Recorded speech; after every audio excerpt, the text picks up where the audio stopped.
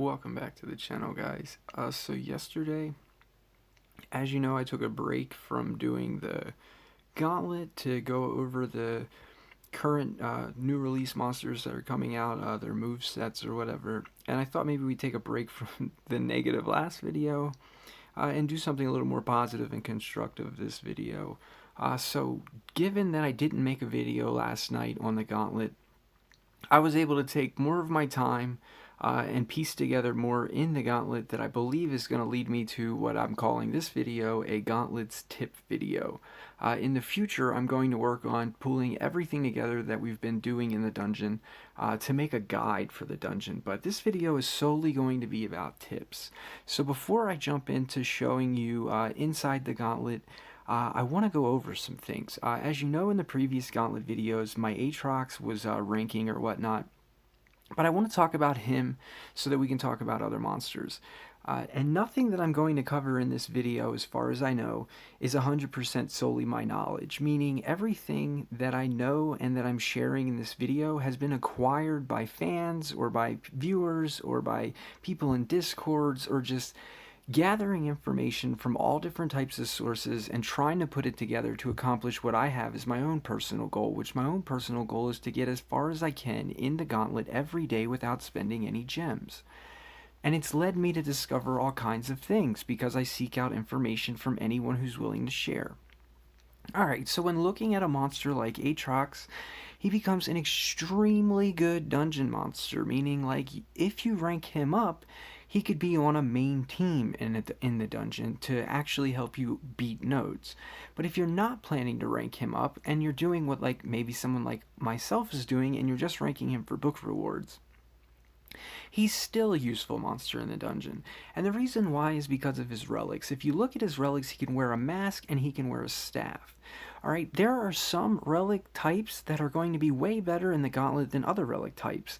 An example would be Uriel's Essence. Like, if you can wear an Essence, you can wear Uriel's Essence, and that means that you can get killed and come back to life and still get a turn, assuming that your speed is faster than the monsters that you want to take a turn in front of. Anyway, other relics that become extremely good, not just the Uriel's Essence slot, is Masks and Staff. The reason why Masks and Staffs are so good is because you can put Stamina Drain relics in both of their spots. And not only just any type of Stamina Drain relics, but the cheap ones. You can put... When I say cheap, I basically mean anything but diamond, because diamond is really expensive to level up. Like, if you want to level up one of these relics like I have on my Kodama, you have to spend a lot of resources to do so. But to level up the the silver, the bronze, or the gold takes nowhere near as many resources. So it brings me to something like this relic right here. This is a gold relic that can remove 180 points of stamina from a monster. From what I've noticed in the dungeon, most monsters, without having any boosts from other monsters or from buffs, they have around 280 stamina. So wearing this mask removes all but 100 of it. And then if you wear a staff, like something like this relic, I currently have mine set to remove 100. Why? Because that adds up to 280, which is all the monsters have. In the future, I will invest more into it, and I will have the ability to remove more than 280 stamina. Plus, I will have more than one of each, so that I don't have to keep spending gold to move them around. But some of you watching may have plenty of these relics, so you can just start leveling them up for way less resources than you would level even one diamond relic. Now, considering that you have monsters that can wear relics like this, Aatrox is not the only one who can wear two amazing stamina drain relics. Also Slug. Except instead of a mask, he's wearing a trap. And the trap can, without using diamond, using only golds, can still remove a ton of stamina. If you level this relic up, like let's say you maxed it out, you are going to, or not even max, a little bit below max, you're going to be able to remove 100 stamina with it, as long as you get hit below 50% life. But you're going up against extremely high-leveled monsters, so you can just adjust your hit points with life runes to make sure that you're going to be hit at below half, but not killed all the way. And then your staff removing 180 and your trap removing 100 plus, there goes all of the enemy's stamina. Now you don't have to necessarily remove all the enemy stamina. You only later on you'll see in the video what I'm talking about in action, but you really only have to remove the monster that is faster than the main team you want to use. You will hear lots of debating over what is a good team to use in the dungeon. And what people are leaving out is they're trying to basically crunch everything into 3 monsters and saying like, look, if you want the best team to beat the dungeon, we're talking about 3 monsters. And that is so narrow-minded. Like, you really want to be able to use as many of all of your cosmic monsters as you can. And that's where I'm showing you that some of these monsters that you may have checked off as useless monsters become extremely, really valuable, because you can just put some life runes and some gold relics on them, and then you can send them into a dungeon and take out a monster that had like 26,000 speed, for example, and make it have no stamina. So that way when you take your main team in, that doesn't have to all have Uriel's essence on, doesn't have to have some extreme crazy relic lifed out Bombetta tank. It can just be whatever you plan to beat the dungeon with. And then that monster that goes ahead of your team that you plan to beat the dungeon with now has no stamina and has to charge, then allowing your main team to do its thing and beat the dungeon and move on to the next level. I'm talking about nodes 40 plus, where each node is worth 30 stardust, meaning if I can convert a monster as basic as Aatrox into 30 stardust a day, come on guys, that's mind-blowing to me. If I can turn a monster like Slug into 30 stardust a day, that's mind-blowing to me. If I can take a monster like Rotten and turn him into 30 stardust a day, that's mind-blowing to me. How can you turn him into 30 stardust a day? Well, 2 gold relics on him being max can remove 200 stamina, meaning actually to more than 200 stamina. And if you did somehow have a diamond relic all the way, maxed out, you would remove all of their stamina with ease, meaning it's giving you goal points to work towards with a lot of these monsters that can remove all of their stamina, meaning like this guy can't remove all their stamina. I'm only using gold relics that aren't even max, but I also just got this idea recently put together, meaning like in another month my relics aren't going to be level 116. I'll have golds that are max, I'll have a couple diamonds that are max, I'll have staffs that are max, masks that are max, and not require myself to be spending tons of gold to remove them around. Alright, so now with that little simple, going over the relics, let's jump into the actual dungeon and see where we put our main team versus bait teams to use to climb and claw for as many stardust as we can each day without limiting ourselves to just 3 monsters. Alright, so yesterday I showed you that I just had 3 easy nodes to begin with, whereas 3 is my goal because 90 stardust a day makes it better than doing node 21 through 28, which is what we were previously doing. So every day I at least want to beat these 3 nodes. Anything after that is bonus. Well, these were able to use my main team because they don't have anyone taking double turns like that little Illume guy. So let me put my team together and show you what actually went down. Alright, so this is my main team where I use Kodama to do a 3-turn deny using Stamina Drain and CDA. The Stamina Drain comes from the relics and the CDA comes from the moves. The first thing you want to do when entering the dungeon is make sure that your moves are set up for the dungeon and they're not set up for something like PvP or whatever you may have been doing with the monster before going into the dungeon to do the dungeon, since the dungeon is a once-a-day thing. Also, any life that you can mutate onto your monsters is amazing. Any life that you can find to survive hits, stamina mutation, I would highly recommend mutated runes over regular runes in this dungeon, but if you can't afford them, you can't afford them, and I understand how that can be. If anybody knows how to play with less, it's myself. So I'm setting my team to get rid of the moves, like what I just told you. My Bombetta and my Kodama are set for PvP. This is not a must-run team. You could run anything you wanted, really, once you use the idea of using bait monsters to soak up the hit. But not using a bait monster, I'm actually using my tank as the bait, meaning my tank soaks up that super fast hit from the first monster that I can't deal with any other way. And then what I do is I use the 2 monsters, Kodama and Tabora, to work the enemy down and beat them, meaning those are my win conditions. You could use Tabora into possession like Blackfeather. You could use Tabora into even stunning with something like Aatrox. You could use a bunch of numerous things, and you don't always have to even use Tabora. You could be using monsters like Possess if they're not immune to Possess, or Stun if they're not immune to Stun, or just using whatever you could to get you through the dungeon. In the earlier nodes, you can even use attackers, but the only way you're using attackers in the later nodes is if your attacker is faster than the monsters that you're dealing with. So once I get past the monster that goes first, that has 20k plus speed, I'm able to work the rest of the node with my main team.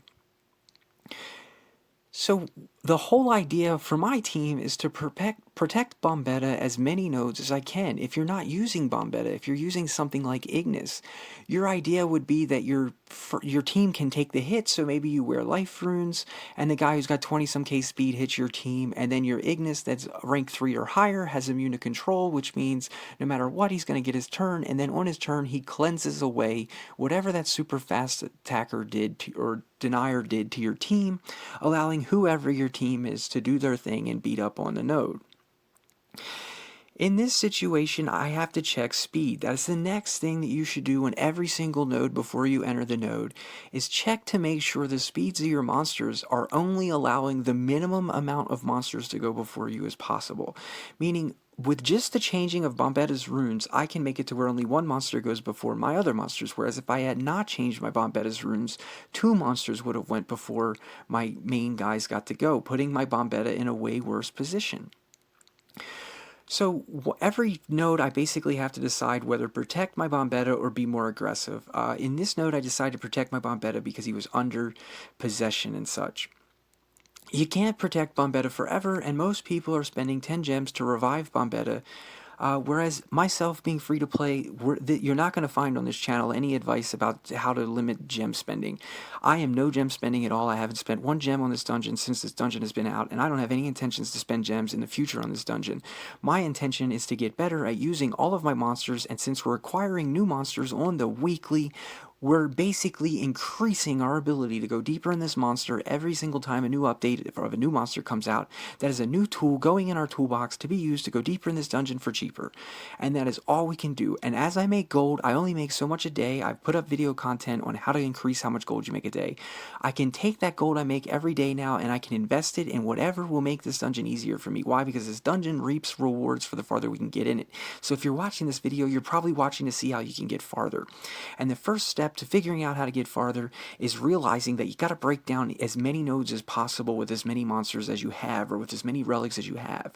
In this video, I move relics around basically every single node, and that cost me a lot of gold to do. Whereas if I start unlocking more of the same gold relics and leveling them up, I can save myself that income cost of having to move the relics around.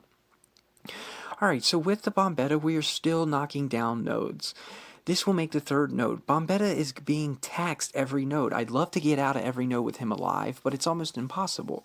If you've been watching my videos, you would know that one of the biggest problems we've had, something that's ended my ability to go deeper in the dungeon on the regular, is this Dr. Watts. Dr. Watts has the ability to attack you even if he has no stamina or even if he has no cooldowns. But again, if you didn't have a Bombetta here, you could be taking a Bay team in and working this Glam Head who goes really fast and takes his turn. He could have 0 stamina and have to take his turn charging. And then your main team could go, and you could necessarily use attackers that are faster than Dr. Watts. So as long as your attacker doesn't get hit by the Glam Head because Glam Head doesn't have any stamina, then you could easily just punch out the Dr. Watts maybe, or do whatever it is you want to do. If you're also not relying on a bait team, maybe you're relying on Uriel's Essence. Having as many Uriel's Essence as possible would be great against the guy who's super fast. Why? Because you don't have to be faster than him if you're wearing Uriel's Essence. You can just let him kill your guys and they come back to life. But Uriel's Essence is like all things. It's not perfect, meaning eventually you're going to run into hiccups even wearing Uriel's Essence. So are you going to spend gems on those hiccups, or are you going to have more than one strategy for taking on the dungeon? Meaning with the strategies that I'm going to show you in this video, like bait teams, tanks, Uriel's Essence, you can have multiple teams for taking on the dungeon, not just one team. I myself am all invested in one team at the moment, but you'll see throughout this video that we're slowly progressing into having to use other things if we want to continue our ability to go deeper in the dungeon. Whereas if you've been following my channel and seeing us play the dungeon out, we basically, as soon as our main team crumbles, we crumble. Not anymore. Why? Because we have other tools to replace the crumbling pieces with as we progress. So in this little node, we got extremely lucky with Dazes. Dr. Watts missed twice, but honestly, we were prepared to just lose Bombetta to taking out Dr. Watts. If we would have lost Bombetta, we would have got more aggressive. Instead of using damage reduction moves, we would have used Cursed and tried to end the fight sooner. So to me, this is already overtime for Bombetta, meaning I was surprised to get my Bombetta this far. He's not 150, he's not wearing all 10s, he doesn't have Morg's armors, he doesn't even have Max Nabutos armors. He's missing tons. My relics on none of my monsters are maxed yet. The levels on none of my monsters are maxed yet, meaning there's so much room for improvement. The runes on none of my monsters are maxed yet. There's just so much room for improvement. But as you can see, we are out Bombetta. But Bombetta served his purpose. He took out that main attacker that has so much fast speed that's really going to cripple your team. That is where everyone is finding new ways. That's the whole reason why you hear so much triple Uriel Essence talk, is because, hey, you can take the hit from that guy, you don't have to worry about it. Or you're hearing so much, hey, Bombetta is the best. Why? Because Bombetta can take the hit from that guy. Or you're going to hear that bait teams are great. Why? Because bait teams can take away that guy. But the problem with a bait team is it's a sacrifice, meaning if you're running a bait monster in, you're only going to get to use it for that node. That's it. So you want to be able to reduce how many bait monsters it takes on each node. And you also want to be able to reduce how many monsters it takes total to sacrifice on each node. And that's where this comes in really handy right here. Pro tip, once Bombetta or somebody on your main team dies, don't use a third monster for a bait team. Meaning I'm going to go get my bait team right here. And if you've seen before, you've seen me have a lot of trouble with the Illume guy. He's actually shut me down one night. Why? Because he purred away my Megaton and then blinded my whole team. Here's my bait team. And we leave Bombetta defeated on purpose. Why? Because you can't take in just one monster. You have to take in whatever you change out. The only way you could take in one monster is if two of your monsters died, and then on the next node you only replace the one that was alive, and you don't put another monster in the two defeated monsters' spots, which is what I'm going to do on this node, but with only one defeated monster. So we're bringing in Seaquake just because he has to take a place, meaning if I could just bring in Aatrox, I would have just brought in Aatrox, but we're bringing in Aatrox to soak up this super fast monster's hit. Boom, it drains his stamina, we're dead. So I go back in with the bait team to see where that left the main attacker that I can't outspeed. I mean, you may be able to outspeed him if you have all 10s and you have 10 speeds and you have team speeds and your monsters are high ranked. You may be better than I am, but I'm a scrub and I'm a noob. I haven't even been playing a year, so I don't own as many tools. Now look at that stamina on the main guy who's going to go before my team. He doesn't have any. Watch what happens. Voila. The guy who would have upset my team and would have put me in a damper, I didn't need a Bombetta to soak his hit. I used that crappy old pass monster with 2 gold relics. And look at what it did. It bought me 30 stardust. That's exactly what it did.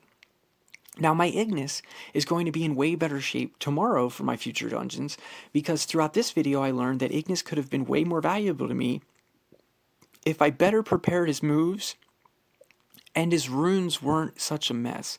I myself made a mistake and accidentally clicked the wrong rune and put a 10 on my Ignis a long time ago, and I've been waiting for the rune discount to take it off and make it something lower, but I'm changing a rune currently in my crafter to a 10 speed just so that I can use speed on him tomorrow night in my dungeon, because Ignis has immune to control and doesn't have to be faster than the first guy that goes on their team. He just has to be faster than your team, and then you can put life runes up to whatever makes your guy still faster than the second and third monster on the node, and then you can just take the first hit, cleanse the first hit, and beat the node and heal your dudes with Ignis.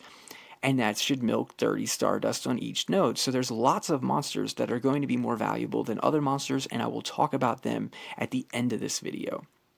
But in this video, you're mainly getting to see tricks like the bait team, and we're going to be moving around runes the way that I had just explained in future nodes, so that you have more life, so that you can, when you know that you're going to have to take a hit, you need to put life runes on. When you know that you're too slow, you need to put team speed runes on. When you know that you're too slow, you need to put speed runes on.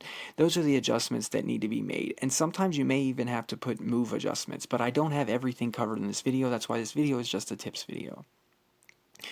Now I have moved past my record by 2 nodes in here. If you've been watching my content, you see that we usually get blown out by a special or some mistake by node 44, but our goal is always only to make 90 stardust. But this is the first time that you're seeing me actually put bait teams to use. I had talked about them in my videos, but wasn't able to showcase them because my Aatrox was ranking. So in this node, I try the same thing. I'm going to go get a bait team because I just need to be able to soak that super fast first monster up so that I can then come in and do the next two monsters. I don't have perfect bait monsters ready. I just started working on trying to prepare them in the first place. So I've got the level 100 slug with two traps, or with two stamina drains, and the Hendrix didn't have a life rune on, so his relics didn't do me any good at all. If we would have had just one life rune on Hendrix, everything would have worked perfect and we would have drained that monster's stamina all the way. But since we failed to do our job at draining that monster's stamina all the way, I knew I was going to have to take the first hit. So this is where I set my team up so that Ignis is fast enough to go first, and my other monsters are intentionally slower than Ignis so that they go second, but they're also still faster than the second and third monster on the enemy's team, so that you can watch me do this right here. And anyone with a rank 3 Ignis is going to be able to do this. It's called lifing out your second and third, so that way Ignis can go first and cleanse them, and look at that, you're right back into what you want, which is the ability to dominate a node. My guys get to go. I then dominate the node and move on to the next node. They do have like immunities to cooldown, and I still do cooldown move on here because to me the point is just to take out the monsters that are capable of killing me in one hit. Meaning Van Daken is basically a deny monster, meaning as long as you have a life rune on your guy somewhere, you're probably not going to die in one hit if you're rank 130. If you're not rank 130, then I recommend that you work on at least whatever your main team is that you plan to use in this dungeon off being rank 130. I wouldn't recommend a main team with less than 130s. I'm not specifically going to recommend that you build a certain main team, but I will recommend that you use a handful of certain monsters because of their relics or because of their moves.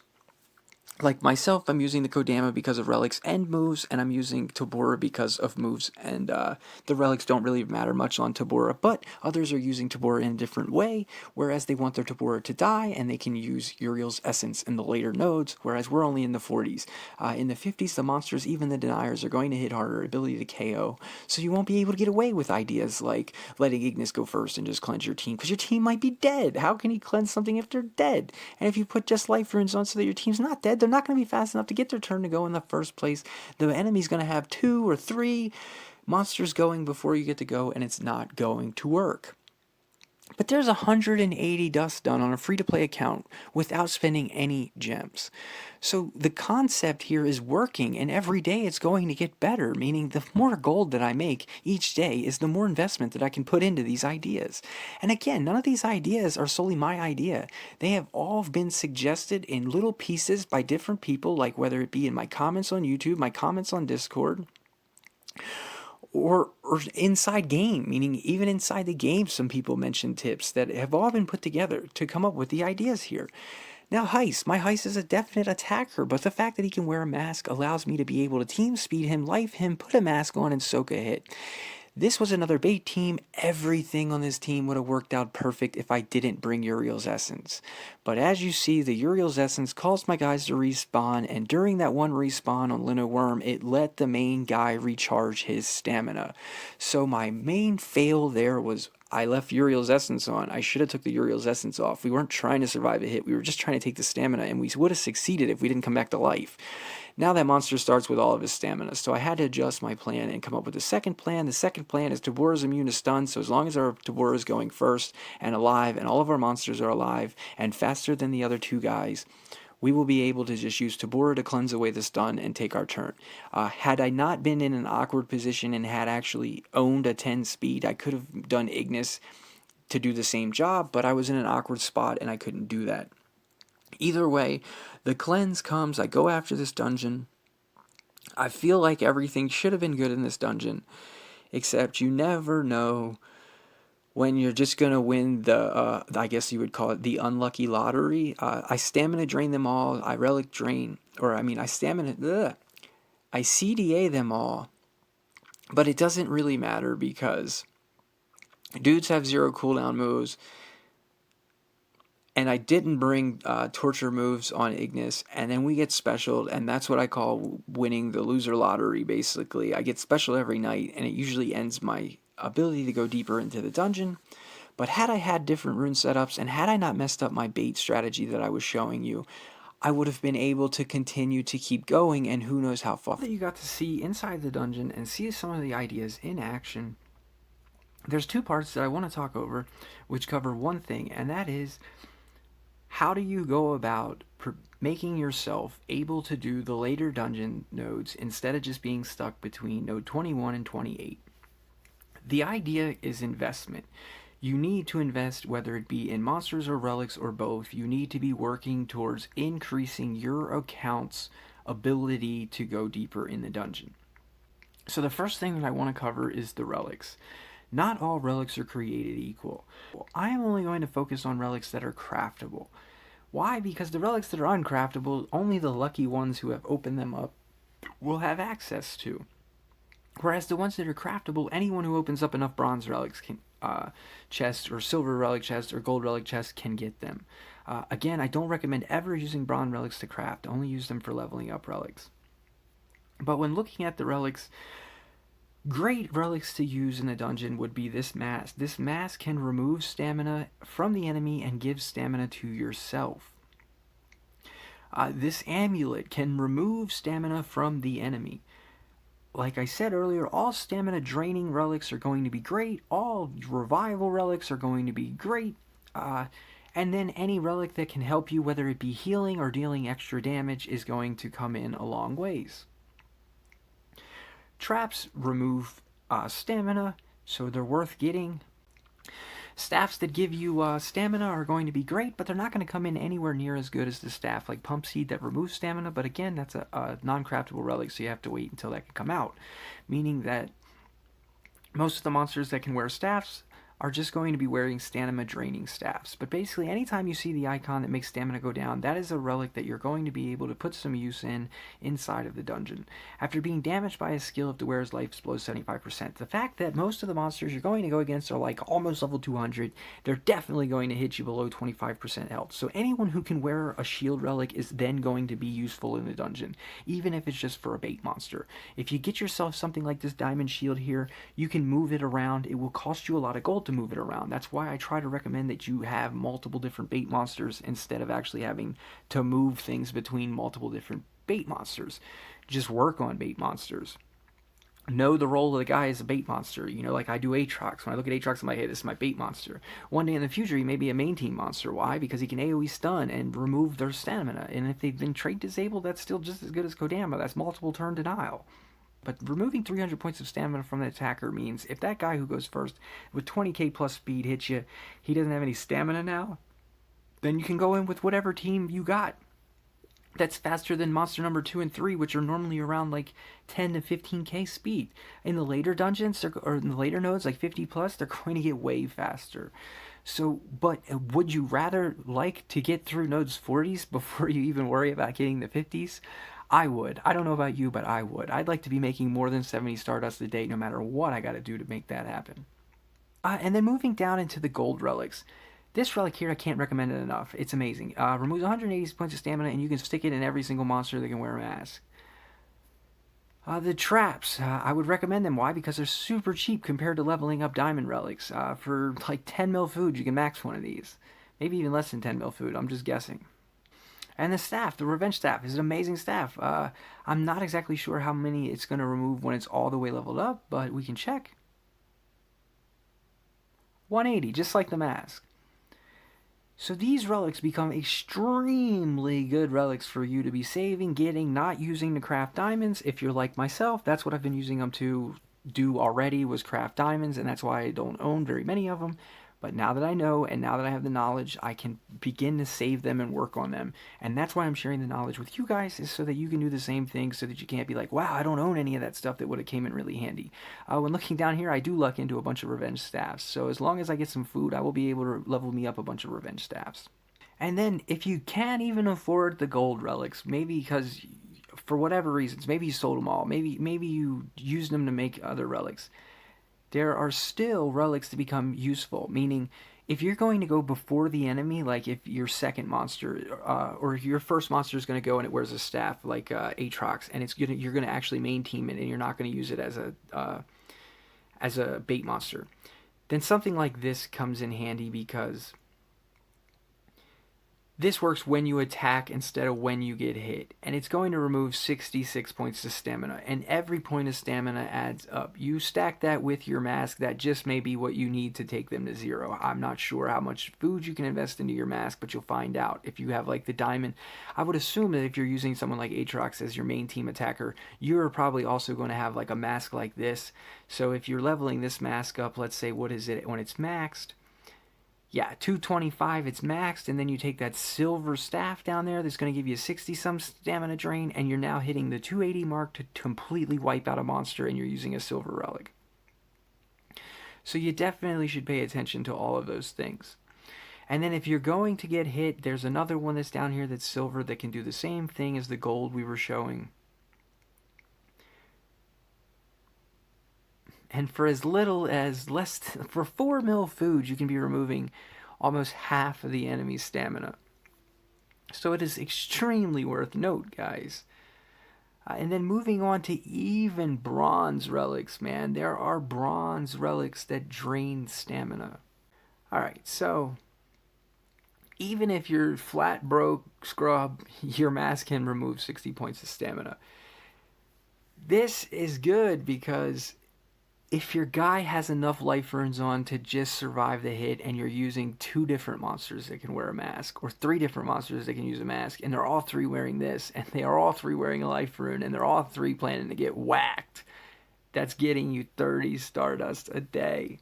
So now that I covered the relics and basically giving you an idea which relics to aim towards, which relics to save for, which relics to invest in if you're considering trying to go deeper in the dungeon, let's move on to the monsters. All the monsters that are allowed in the dungeon are the ones on these 3 pages. I do not own any of the ones in the middle page. I am free to play, so I'm not going to cover them because I don't actually have much knowledge on them. I will leave them for other people. But on this page, it is worth noting that monsters that can drain are monsters like Heist, Slugazoid, Rotten, Black Feather with an aggressive amulet, Kodama with aggressive amulet and mask. If your Kodama is not high ranked, you can still use your Kodama to take a hit with the mask and drain. Ignis can wear a mask and drain. So like if your Kodama is not high ranked, your Ignis isn't high ranked, then you won't be using them the way that I was using them. But that doesn't mean, maybe if your other things are ranked, like your Black Feather is high ranked, or your Tabora and Black Feather and Bombetta are all high ranked, but your Ignis and Kodama aren't, well then they just move from being main team guys to being bait guys. Why? Because Kodama can wear bait relic. Ignis can wear a bait relic. And the other ones that can wear the bait relics, if you have the shield, the diamond shield, then you're able to make monsters like Teddy VR bait monsters. Linoworm's a bait monster. He can wear the staff. Linoworm can easily be a main team monster because he can wear the Uriel's Essence. And he can wear a staff. Like, these monsters are the monsters that you want to be working on getting, not just for these books so that you can get crazy rewards, like I'm about to get this last maze monster, and that's going to free up the ability to get these 2 relics. And then when I rank them, I'm going to rank them all to at least 2 for easy amount of dust. It only costs like 700 dust to rank to a monster. You're talking 3 days in the Gauntlet once you get deep. Some people are getting 702 days in the Gauntlet. Like, it is extremely worth it to be working on these things. We're going to get more runes, we're going to get more relics, and that's all going to work towards making it easier to get deeper in this dungeon. Monsters that are going to do very well in the dungeon, though, are like Aatrox. Why? AoE Deny, Stamina of Relics, Tabora, Trait Disable, Curses, Henrich, CDA, Area CDA, Denies, Linoworm, Revivals, Denies, AoE Denies, Manny has Denies, AoE Denies, the ability to wear awesome relics like Aatrox. Monsters I don't think are going to do very well is like Seaquake. Heist is not going to do very well in the later nodes, but he can wear the Denies, he can wear the team speeds, he can do a lot of things for you guys. So that's what I want you to know from this video, is that going from node 21 to 28 does not have to be indefinite. You can work towards leveling certain monsters and certain relics and going farther. I'm not going to tell you that there's a best overall team. I will leave that to other people to argue with.